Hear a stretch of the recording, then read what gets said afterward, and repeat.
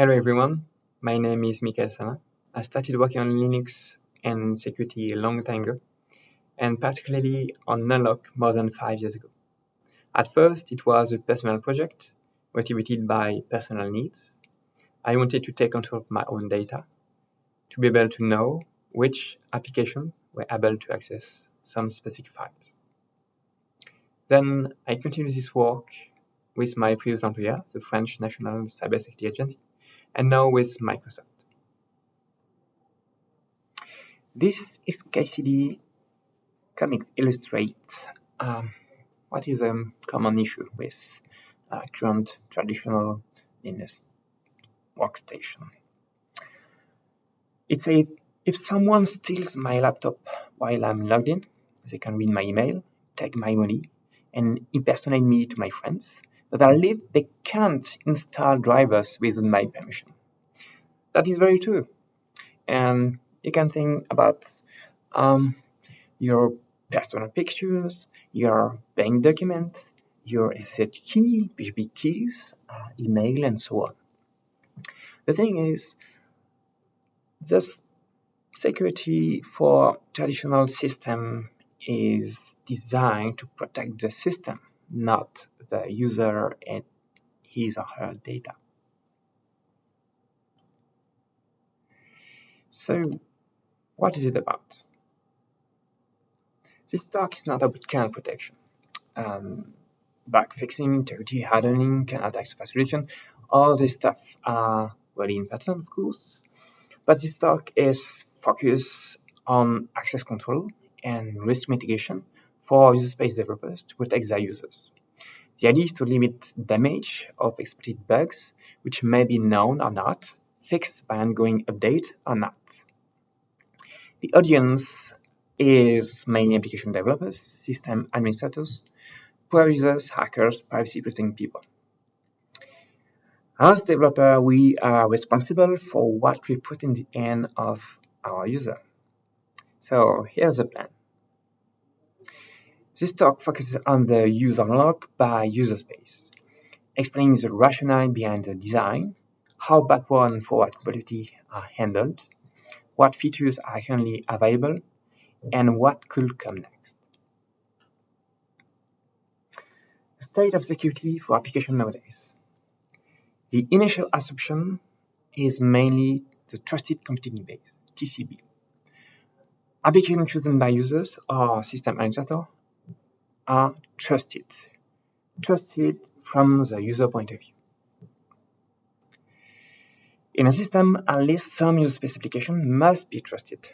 Otherwise, you cannot build on anything. Trust means that we trust the honesty and well-intention of the developers. There is multiple and different level of trust and different consequences in case of a breach, particularly on the system, on the user, and on application data. Trust doesn't mean that applications are bulletproof nor safe to use in any condition. And last but not least, supply chains are deemed secure. The convection is secure enough, and other critical parts of the system are trusted and deemed uncompromised. So here are the threats we are tackling. An innocuous and trusted process can become malicious during its lifetime because of bugs exploited by attackers or just triggered by users. And application can be misused by users, but this should not be considered malicious, of course, because here we want to protect these users. What is sandboxing? And sandboxing can be used for different meanings, but in this talk it is used as a security approach, not a binary state. The threat models for sandboxing are, well, protecting from vulnerable code maintained by the developer, so yourself, protecting from malicious third-party codes that may be trusted, was the case, but sometimes accidents happen.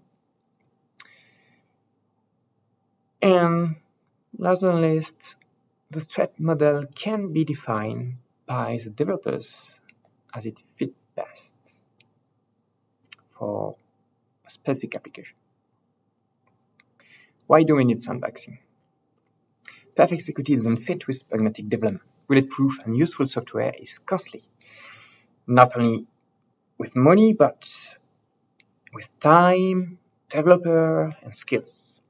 And in fact, it's very difficult to achieve, if ever possible. And the need to add an application. Because we don't want, as developer, to participate to malicious actions through our software, which might come from an exploited bug, a vulnerability, leveraged by an attacker. It is also important to note that responsibility of user data is kind of overseen by developers. There's multiple solutions to answer these issues. One of them is sandboxing, but there's multiple ones. First, of course, there's a reactive solution, which is to fix bugs quickly and patch updates. But more importantly, there is proactive solutions to look for bugs and fix them, of course, to do some testing, to add more tests and use them, to use safe languages, libraries, compile options, and so on. And in this case, we should consider most software as potentially malicious and protect the rest of the system from them. That is sandboxing. State of the art. There is here a partial list of non-Linux systems. The GNU Sandbox is used by iOS and macOS. There's also the app container used in Windows, which is, for example, used in web browsers. FreeBSD implementing Capsicum, which is a capability system, which is a way to delegate access rights on specific resources. And OpenBSD developed Pledge and Unveil, which enable to create sandboxes, especially for the file system. So it's pretty similar to Landlock. But what about Linux? There's a lot of features available in traditional Linux system. We can identify a set of security features which are available to the system. And by system here, I mean the system administrator or the vendor, for example, of an appliance. There is authentication system, firewall with NAT filter, common access control system, which is called the discretionary access control system, DAC. There's also mandatory access control system, for example, SE/Linux, SecComp, that may be used by OpenSSH, for example, and Landlock. But here, there's only a subset of these features which are available to the end user. And here, I'm talking about an unprivileged user, not a root user, specifically. So there's still the discretionary access control system, SecComp, and Landlock. And if you want to take a look at what is available to app developers, well, app developer can safely use SecComp and now Landlock, but the other systems may not be independent enough from the application.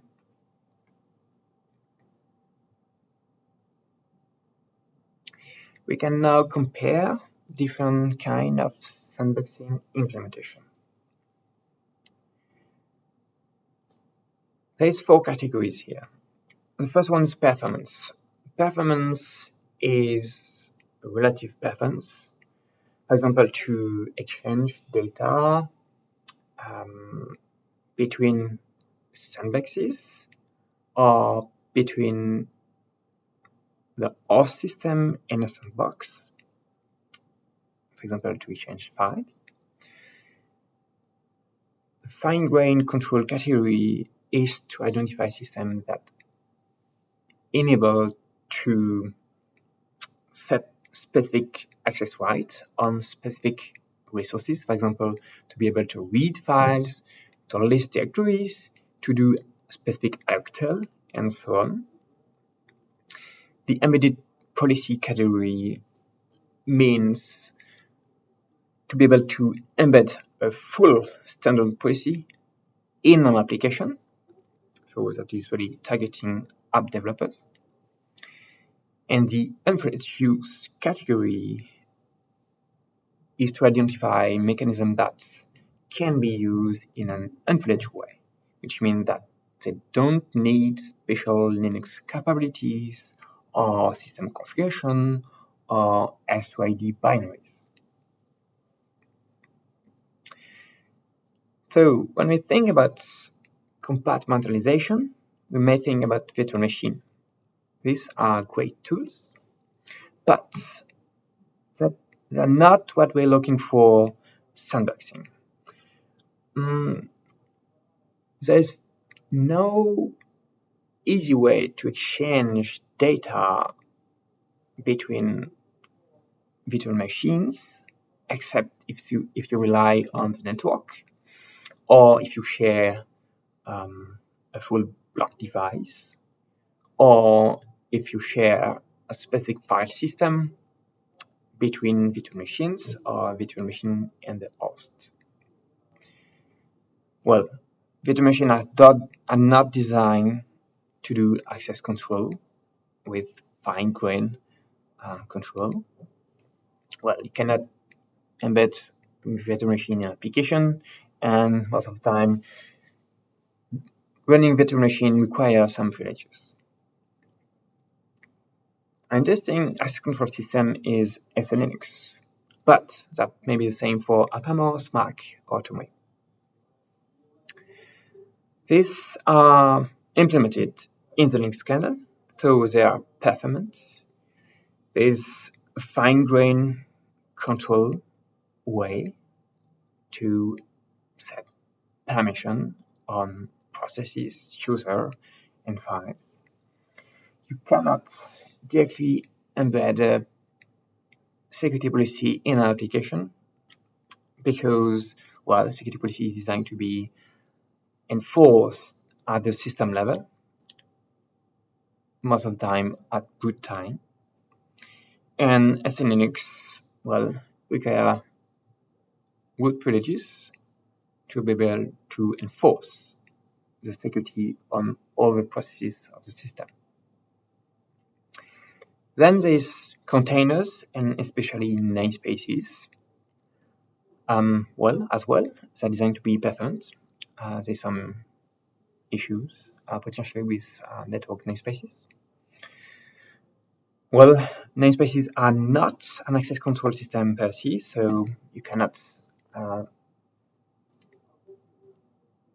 indicate that a specific file can be accessed with a specific set of octal, for example. You kind of embed policy in an application, and this may require to use unfledged user namespaces. And this kind of user namespaces come with limitations. And they also may be kind of a risk for the kernel because there's a lot of complexity there. And well, that may not be a good idea. SecondBPF is a really interesting feature. In a nutshell, it is a firewall for system calls. So it is designed to be quite performant. Well, it is not access control system per se, so there's no fine-grained control of access to files. It is designed to be embedded in an application, so that's really good. And it is designed to be used in an unprivileged way. And finally, there is now Landlock. The idea with Landlock is to check all these boxes, to be performant, to be able to express fine-grained control for an access control system, to embed an Landlock security policy in an application, and to use it without requiring specific privileges like SYD binaries. But what is Landlock exactly? Landlock is a set of features available since Linux 5.13 to create sandboxes.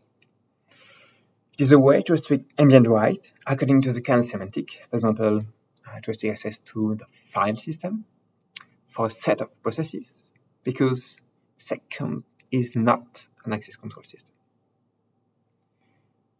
Landlock is a way to create safe security sandboxes as new security layers in addition to the existing system-wide access control. For example, the dark system or SLNX. With Landlock, we can compose access controls from multiple tenants, for example, the system administrator, app developers, or even cloud clients.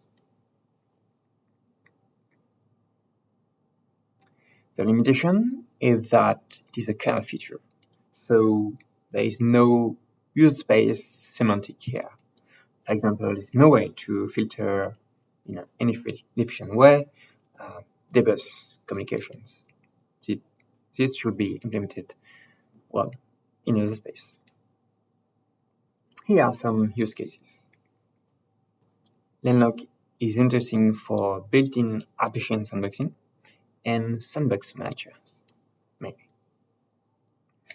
With the current features, it is only possible to harden parsers, which is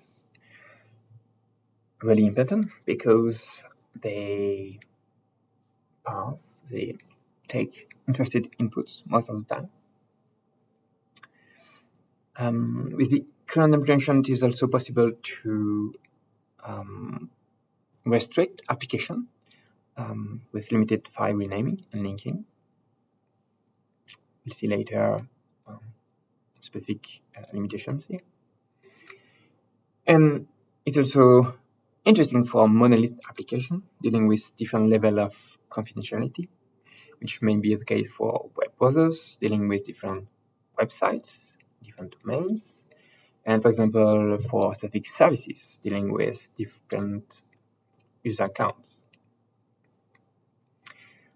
What could come next will enable to use Landlock for system services in a general way, but also for generic container and sandbox managers, for example, Docker, Flatpak, or even FileView.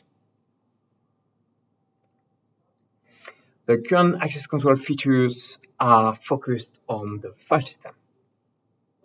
The idea is to allow a thread and its future children to access a set of file archives. There's multiple actions, which are kind of common. For example, to be able to execute, read, or write to a file, to be able to list a directory or remove files from a specific set of directories, or be able to create files with specific kind of files.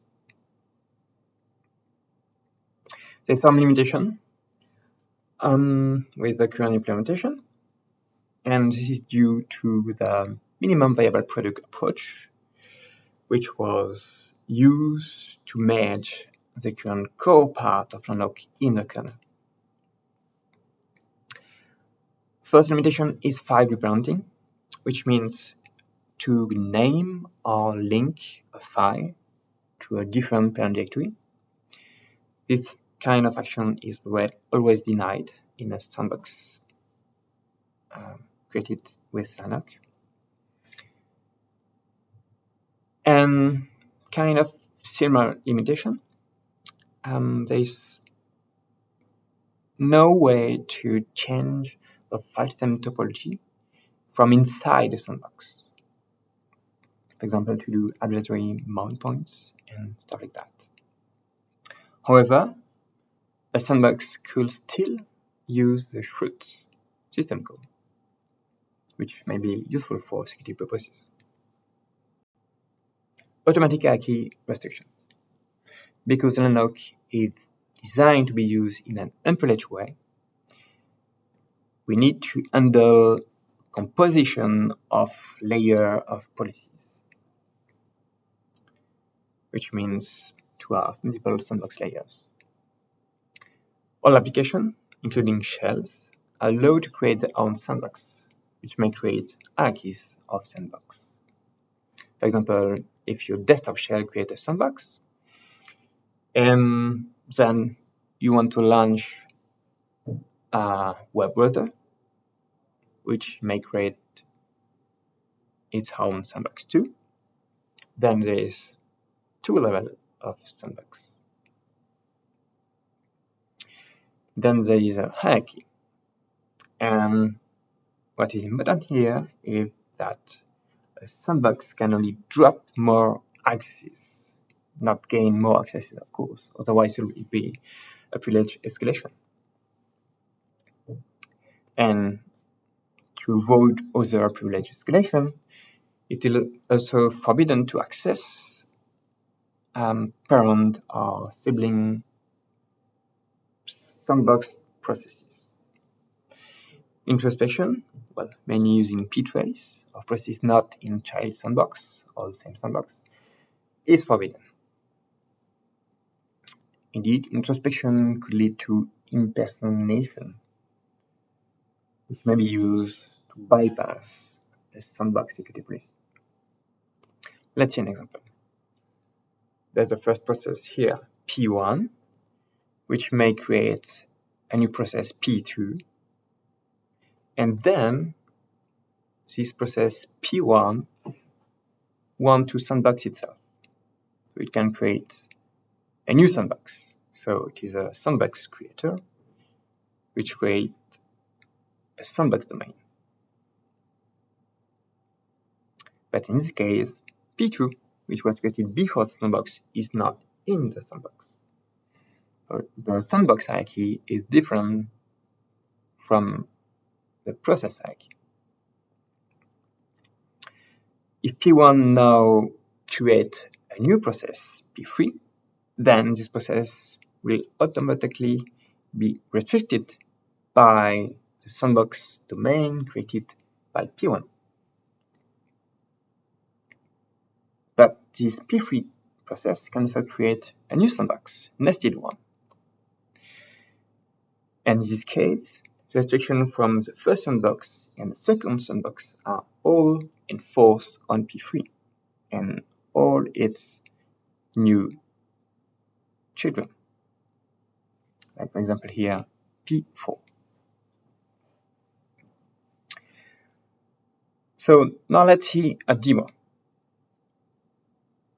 This is a virtual machine running with Landlock enabled. We can see that by looking at the boot log messages.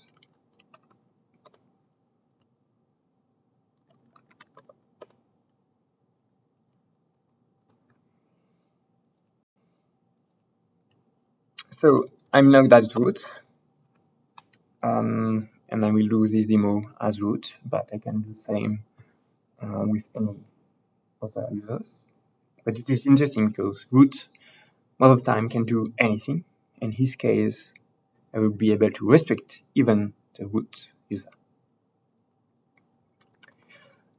I will use a Sandbox Manager, which is available with the Linux source code. So you can't use it freely.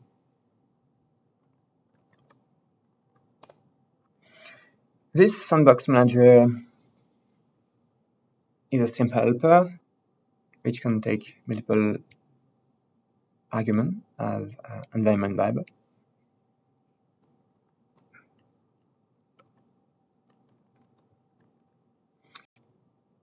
If I run this command, it will launch a shell, bash,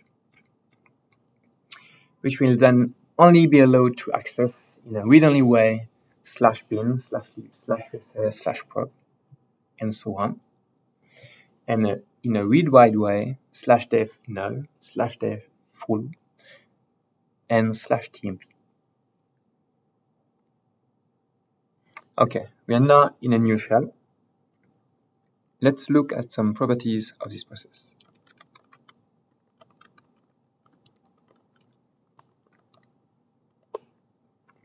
We can see here that the num-prev bit is set. So this does not mean that Landlock is enabled, but in our case, Sandboxer set this bit. We are still in the root directory.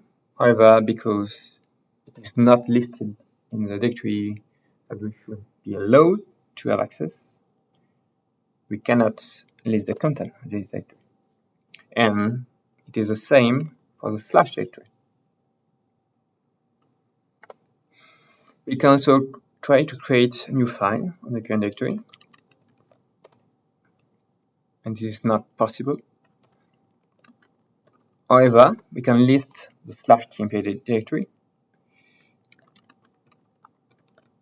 and create a new file there.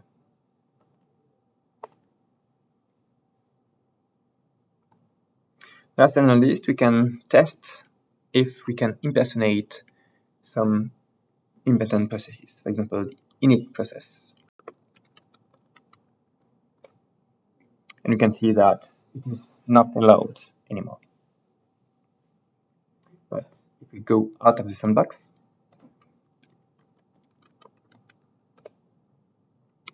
we can trace it, of course, which may not be a good idea anyway.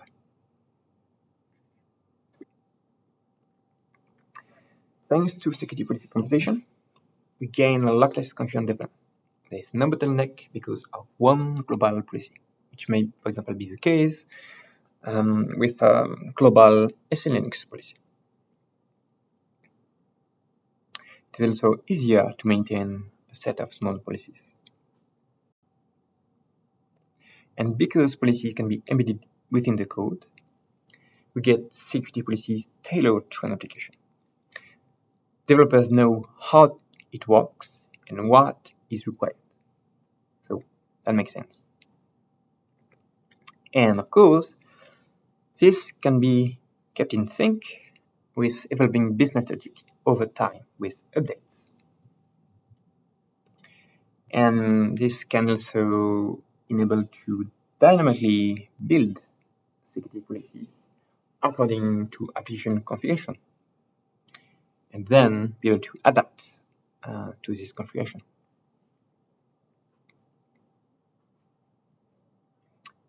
And finally, because it is a standard user space feature, can be tested like any other features. That is very good. Now let's go a bit deeper in Landlock. First, a bit of vocabulary. An object in Landlock is a kernel resource, maybe a file, hierarchy, process, socket, and so on. An action on an object, maybe, for example, to list the content of a directory, to write a file, to create a pipe, and so on. A Landlock rule is a set of actions on an object. And a rule set is a set of rules. In Landlock, the subject enforcing a security policy on itself is the calling process. It is implicit. So how to use Landlock? Well, there's 3 system calls that are available now. The Landlock create rule set syscall, the Landlock add rule syscall, and the Landlock restrict self syscall. The first step is to create a rule set.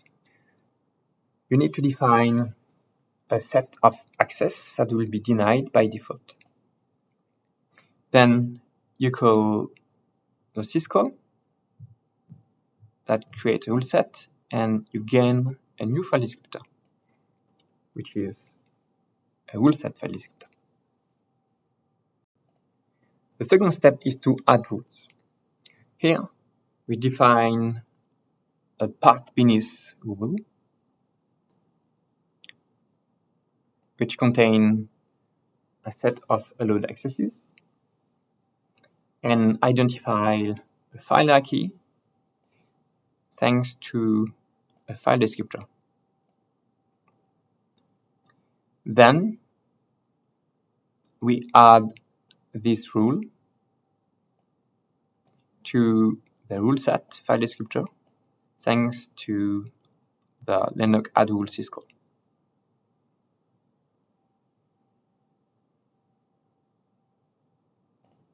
The third step is to enforce these rule sets.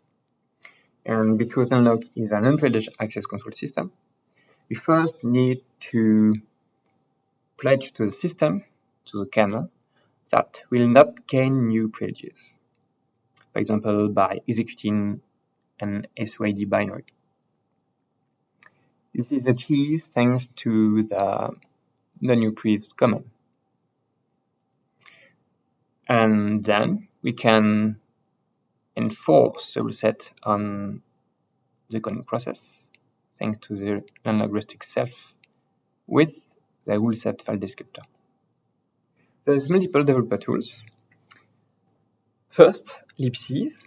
There's glibc 2.34 and soon mother libc, which include the Landlock syscall IDs.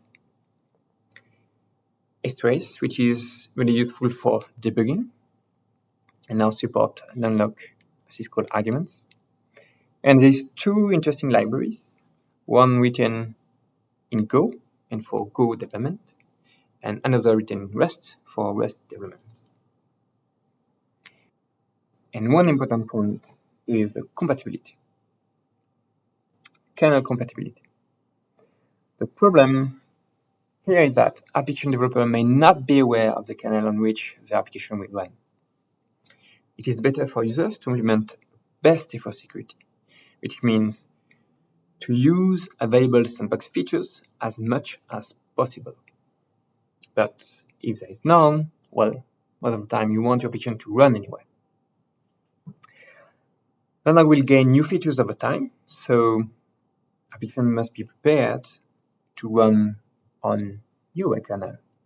The solution was to design Landlock syscalls as backward and forward compatible with previous and future kernel versions.